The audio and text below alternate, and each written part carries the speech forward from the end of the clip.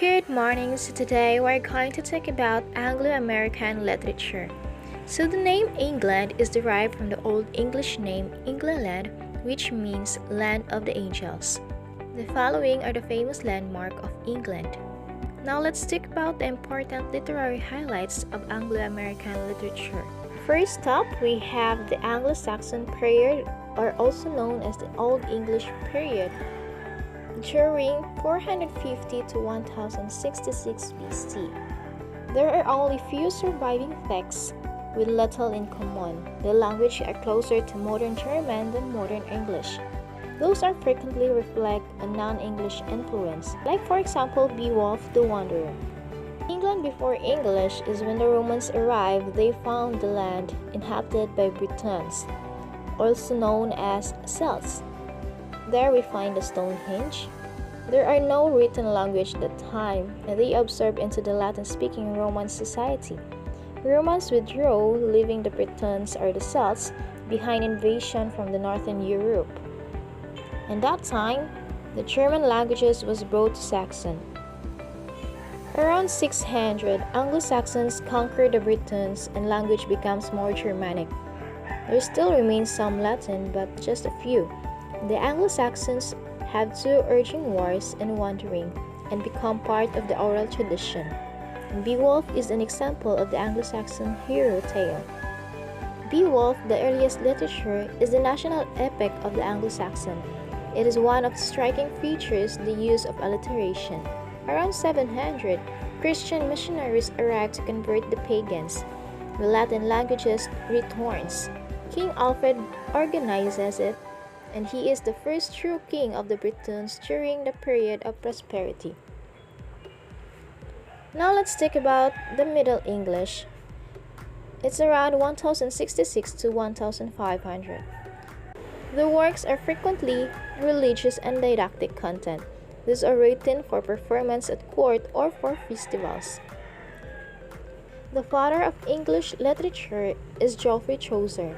His family name derives from the French word chaucer, which means showmaker. He is known as the father of English literature and is widely considered the greatest English poet of the Middle Ages. He was the first poet to have been buried in the Poets' Corner of Westminster Abbey. Now let's talk about the Middle Ages or the medieval period. There are three estates in the Middle Ages. The idea of estates orders was encouraged during the age, but his ordering was breaking down. First, we have clergy. Those are the people who pray, and the purpose was to save everyone's soul. Next, we have the nobles. Those are who fight, and the purpose was to protect and allow for all to work in peace and provide justice. Lastly, we have the commoners. Those who work. Those are people who work, and the purpose was to feed and clothe all above them. The economic system of the Middle Ages was the commoners live in a feudal manor. The lord of the manor will give his vassals. In return, the vassals received protection from the roving bandits, yet they were taxed and had to surrender a portion of their crops to the lord. Feudalism is important as it created ties of obedience and fostered a sense of loyalty between the vassals and the lord. Chivalry is a product of feudalism. It was an idealized system of manners and morals, which are restricted to nobility. The medieval knight was bound to the chivalric code to be loyal to his god, to his lord, and to his lady. Chivalric ideals include benevolence, brotherly love, and politeness. Example of that is what happened in the story Sir Gawain. Now let's talk about the characteristics of medieval literature. First, we have this heroism, wherein both Germanic and Christian traditions sometimes mingle. The representations of idealized behavior, and the literature is moral loyalty to king chivalry. Next, we have the romance. It is a narrative in prose or verse that tells of the adventures and the heroic exploits of chivalric heroes. Exploits of the knights often a supernatural element involved. Next, we have the Christian message. It concerned with salvation and the world to come. No interest in social change, and until the late 14th century, Chaucer signals new thinking upending social order. During the High Middle Ages, people wrote music, but they also wrote poetry, like for example Arthur and his Knights, Song of Roland, and many others. The literary material are based on the lives of Alexander the Great and Charlie Magny. The movement was important in promoting the idea of court chivalry. During the High Middle Ages, other works became important, such as ancient Greek philosophy, translated into Latin from Arabic. This brought about a new interest in philosophy, religion, and science. Religion remained important, and one example of that was the works of Thomas Aquinas. During the late Middle Ages, this had truly great products with Divine Comedy and Canterbury Tales of Chaucer. Interest in Arthurian legends also continued, and both Sir Gawain and the Green Knight and Thomas Malory's were products of this time. English Renaissance during 1500 to 1660, Aristotle gave an important influence which is known as the Ovid, and another Greco-Roman, as well as science and exploration. Primarily texts for public performances like plays and masques, and some books of poetry. William Shakespeare, Christopher Marlowe, and many others like Francis Bacon and John Fletcher are also famous during that period. Renaissance marks the transition from the medieval to the modern world. It means rebirth or revival of letters. It is a historical period in which thinkers and scholars made attempts to get rid of those old feudalist ideas, to introduce new ideas that express the interests of the rising bourgeois, and to recover the purity of the early church from the corruption of the Roman Catholic Church. Humanism is the keynote of the Renaissance period. It emphasizes on the dignity of human beings and the importance of the present life, belief in the right to enjoy the beauty of this life, and the ability to perfect himself and to perform wonders. Francis Bacon is an English philosopher, a statesman, a scientist, a jurist, an orator, an essayist, and an author, who served both as Attorney General and the Lord Chancellor of England. After his death, he remained extremely influential through his works, especially as philosophical advocate and practitioner of the scientific method during the scientific revolution. During the time, drama is the highest glory of the English Renaissance, with Christopher Marlowe, Shakespeare, and Ben Jonson. Christopher Marlowe is the most gifted of the university wits, and Dr. Faustus blank verse first used in his drama. Shakespeare, on the other hand, was born in the year 1564 in Stratford-on-Avon and died in the year 1616. His works are 38 plays and 154 sonnets. Now let's talk about the Restoration period. During the 17th century, Charles I was executed for declining of Cromwell's Commonwealth and a compromise with the feudal remnants. And also John Bunyan, he wrote The Pilgrim's Progress. It is a religious allegory and spiritual pilgrimage of Christians.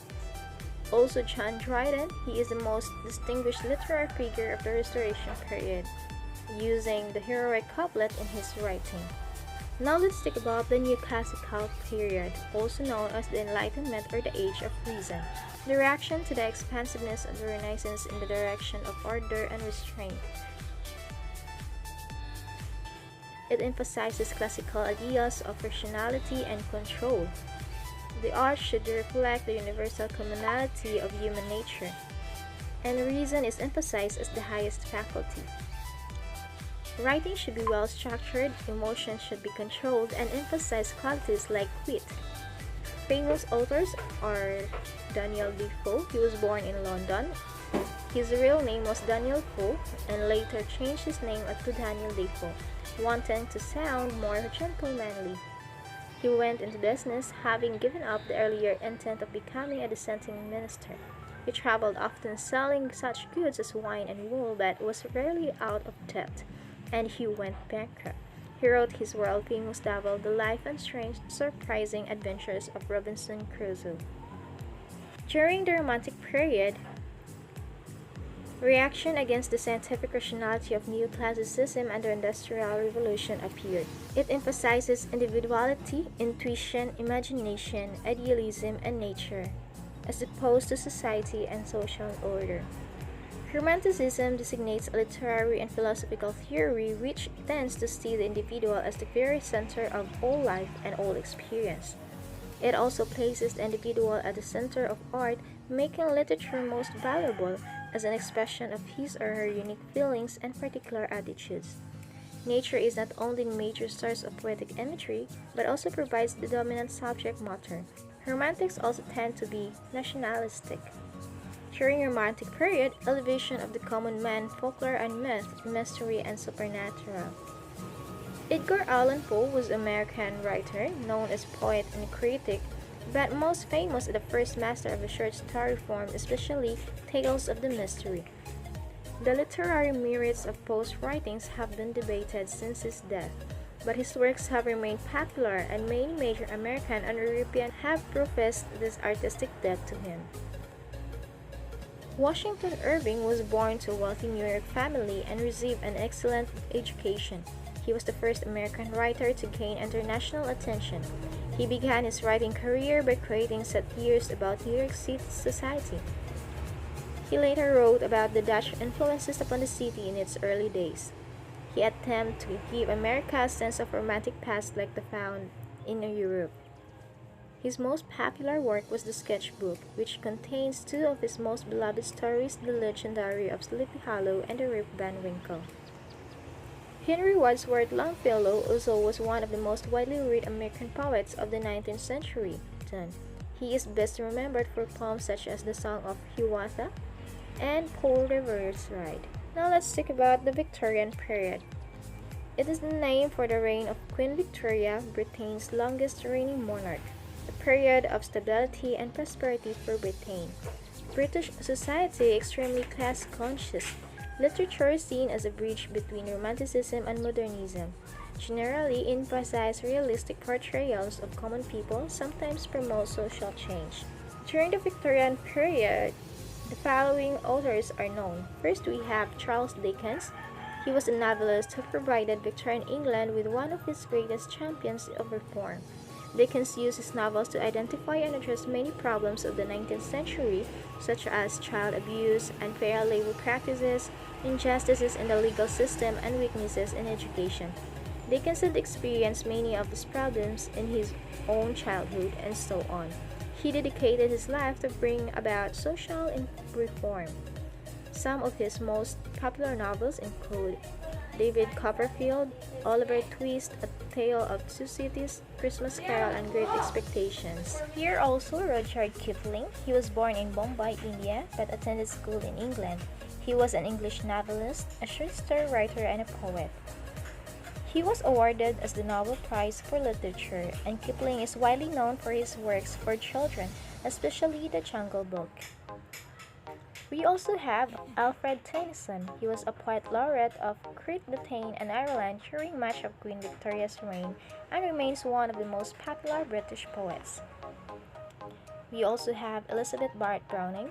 She was one of the most prominent English poets of the Victorian era. Her poetry was widely popular in both Britain and the United States during her lifetime.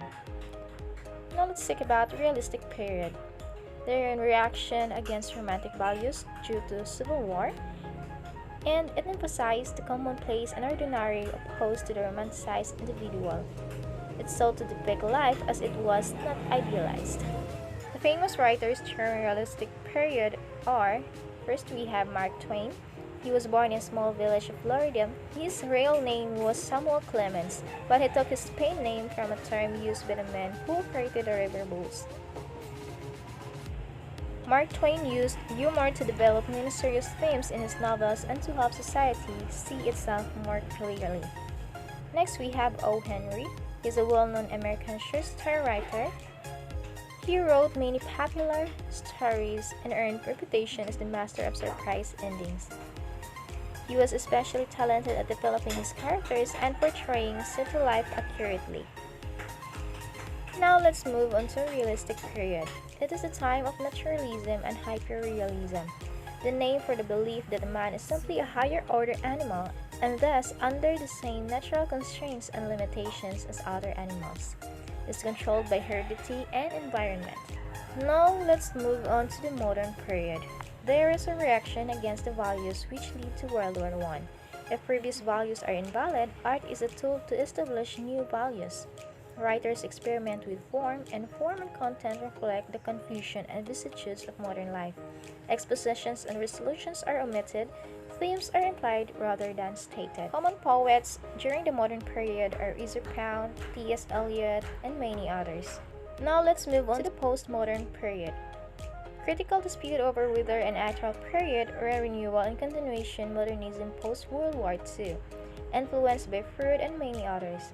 There is deconstruction, wherein the text has no inherent meaning, and meaning derives from the tension between the text's ambiguities and contradictions revealed upon close reading. Some believe it leads directly to the countercultural revolution of the 1960s. And those are the literary highlights of Anglo-American literature. I hope that you have enjoyed. Goodbye and God bless.